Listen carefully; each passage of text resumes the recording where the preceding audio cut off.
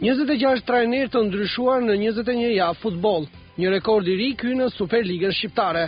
Sezoni 2008-2009, përveç luftës së ashpër për titullin kampion dhe asaj për mbijetesë për shkak të formulës së re, do të mbahet mend edhe për ndërimin e shpeshtë të trajnerëve, dukuri kjo që poshtohet nga viti në vit.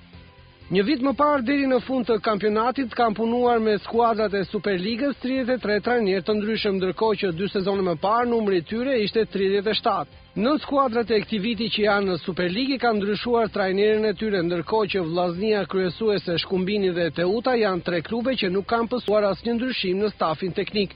Lushnja e vendit të fundit në klasifikimin e Superligës në listën e zezë të ndërimit të trajnerëve mban vendin e parë me 4 të tillë. Partizani i vitit 2009 është skuadra që ka shkarkuar më shumë trajner.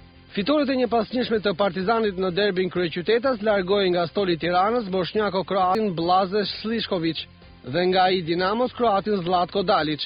Viktima e fundit e tij ishte në fundjavë ku pas fitores 1-0 u largua dhe trajneri Besës Ilir Daja.